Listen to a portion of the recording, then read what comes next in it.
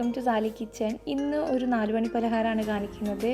Chicken വെച്ചിട്ടുള്ളൊരു ബോണ്ടയുടെ റെസിപ്പിയാണ് ചെയ്യുന്നത്. നല്ല സിമ്പിളായിട്ട് തന്നെ നല്ല ടേസ്റ്റി ആയിട്ട് ഉണ്ടാക്കിയെടുക്കാം. അപ്പോൾ എങ്ങനെ ഉണ്ടാക്കിയെടുക്കാൻ നോക്കാം. ആരെങ്കിലും ആദ്യമായിട്ട് കാണുന്നുണ്ടെങ്കിൽ കണ്ടിട്ട് സബ്സ്ക്രൈബ് ചെയ്തിട്ടില്ല എന്നുണ്ടെങ്കിൽ ഈ ഒരു റെഡ് ബട്ടൺ പ്രസ് ചെയ്താൽ നിങ്ങൾക്ക് സബ്സ്ക്രൈബ് ചെയ്യാം.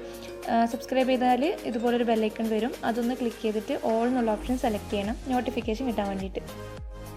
അപ്പോൾ ഈ ഒരു ബോണ്ടി ഉണ്ടാക്കിയെടുക്കാൻ വേണ്ടിയിട്ട് ആദ്യം അതിൻ്റെ ഒരു മസാല ഉണ്ടാക്കിയെടുക്കാനുണ്ട്. അപ്പോൾ ഒരു ഫ്രൈ പാൻ ചൂടാക്കാൻ വെച്ചിട്ടുണ്ട്. ഇതിലേക്ക് ഒരു 1.5 ടേബിൾ സ്പൂണോളം ഓയിലാണ് ചേർത്ത് കൊടുക്കുന്നത്.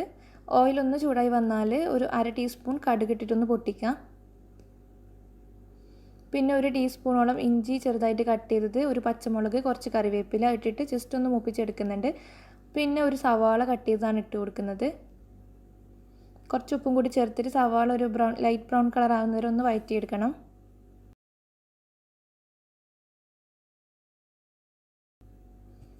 ഇപ്പോൾ സവാള ഒന്ന് റെഡി ആയിട്ടുണ്ട്. ഇതിലേക്ക് ഒരു 1/2 ടീസ്പൂണോളം മഞ്ഞൾപ്പൊടി, പിന്നെ ഒരു 1/4 ടീസ്പൂൺ ഗരം മസാലയാണ് ചേർക്കുന്നത്. ഗരം മസാല ഓപ്ഷനിലാണ്, പക്ഷെ ചേർത്ത് നല്ലൊരു ടേസ്റ്റ് ഉണ്ടാവും. എന്നിട്ടൊന്ന് മിക്സ് ചെയ്തെടുക്കുക. പൊടികളെ പച്ചക്കുത്തൊക്കെ മാറുന്നത് വരെ ഒന്ന് വേവിച്ചെടുക്കുക. പൊടികളൊക്കെ റെഡി ആയി കഴിഞ്ഞാൽ നമുക്കിതിലേക്ക് ചിക്കൻ ചേർത്ത് കൊടുക്കണം. ഞാനൊരു 150 ഗ്രാമോളം ചിക്കൻ വേവിച്ചെടുത്തിട്ടുണ്ട്. അത് കൈവച്ചിട്ട് ഇതുപോലെ ഒന്ന് പിച്ചിയെടുത്തിട്ടുണ്ട്. അതാണ് ചേർത്ത് കൊടുക്കുന്നത്. പിന്നെ വേവിക്കുന്ന സമയത്ത് ഉപ്പും കുരുമുളകും, കുറച്ച് ഗരം മസാല, മഞ്ഞൾപ്പൊടി ഇത്രേ ഇട്ടിട്ടുള്ളൂ. എന്നിട്ട് നന്നായിട്ടൊന്ന് മിക്സ് ചെയ്തെടുക്കാം. ചിക്കൻ നന്നായിട്ട് മിക്സായി കിട്ടിയിട്ടുണ്ട്. ഇനി ഇതിലേക്ക് നമുക്ക് പൊട്ടാറ്റോ ആണ് ചേർത്ത് കൊടുക്കേണ്ടത്. ഞാൻ 2 ചെറിയ പൊട്ടാറ്റോ നന്നായിട്ട് വേവിച്ചിട്ട് നല്ലോണം ഉടച്ചെടുത്തിട്ടുണ്ട്. അത് ചേർത്ത് കൊടുക്കുന്നുണ്ട്. എന്നിട്ടൊന്ന് മിക്സ് ചെയ്തതിന് ശേഷം നമുക്ക് ഫ്ലെയിം ഓഫ് ചെയ്യാം.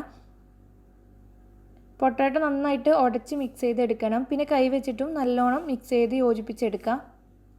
അപ്പോൾ കൈ വെച്ചിട്ടൊക്കെ നന്നായിട്ടൊന്ന് മിക്സ് ചെയ്തെടുത്തിട്ടുണ്ട്. ജസ്റ്റ് ഒന്ന് ചൂട് ആറിയിട്ടുണ്ട്. ഇനി നമുക്കിത് ഷേപ്പ് ചെയ്തെടുക്കാം. കയ്യിൽ കുറച്ച് ഓയിലായിട്ട് തടവുക. എന്നിട്ട് കുറച്ച് വലിപ്പമുള്ള ബോളാക്കി എടുക്കണം. ഈ ഒരു വലിപ്പത്തിലാണ് ബോളാക്കി എടുക്കുന്നത്.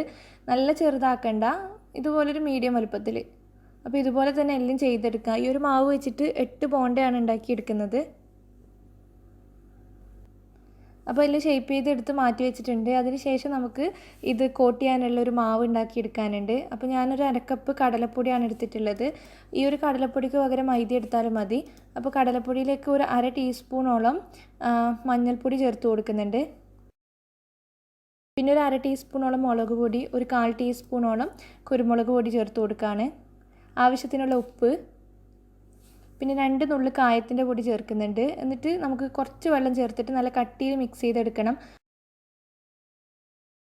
ഒരുപാട് വെള്ളം ഒഴിച്ചിട്ട് ലൂസാക്കി എടുക്കരുത്. ഇതുപോലെ കട്ടിയിലൊന്ന് മിക്സ് ചെയ്തെടുത്തിട്ടുണ്ട്. ഈ സമയത്ത് ഓയിൽ ചൂടാക്കാൻ വെച്ചിട്ടുണ്ട്. ഓയിലൊന്ന് ചൂടാക്കാൻ വെച്ച സമയത്ത് മാത്രം ഇതിലേക്ക് ഒരു 2 പിഞ്ച് ബേക്കിംഗ് സോഡ ചേർത്ത് കൊടുക്കാം. ബേക്കിംഗ് സോഡ ചേർത്തിട്ട് ഒരുപാട് സമയം മാവ് റെസ്റ്റ് ചെയ്യേണ്ട.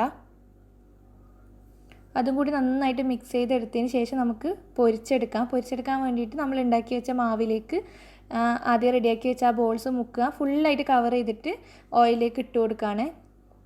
നല്ലോണം കവർ ചെയ്യണം.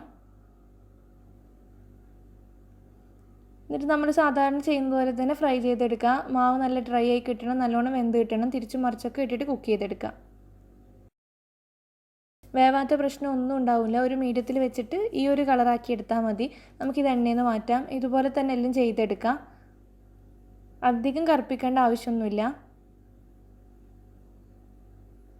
അപ്പോൾ നല്ല ഈസി ആയിട്ട് ടേസ്റ്റി ആയിട്ടുള്ള ഒരു ചിക്കൻ്റെ സ്നാക്കാണിത്. ബോണ്ട ഇങ്ങനെ ചെയ്തിട്ടില്ല എന്നുണ്ടെങ്കിൽ ഒന്ന് ചെയ്ത് നോക്കിയിട്ട് ഫീഡ്ബാക്ക് അറിയിക്കാം. ഞാനൊരു വർഷം മുന്നേ മുട്ട വെച്ചിട്ടുള്ള ബോണ്ട ഇട്ടിട്ടുണ്ട്. അപ്പോൾ അതിൻ്റെ ലിങ്ക് ഞാൻ കൊടുക്കാം. അപ്പോൾ വീഡിയോ ഇഷ്ടപ്പെടുകയാണെങ്കിൽ ലൈക്ക് ചെയ്യാനും ഷെയർ ചെയ്യാനൊന്നും മറക്കരുത്. താങ്ക്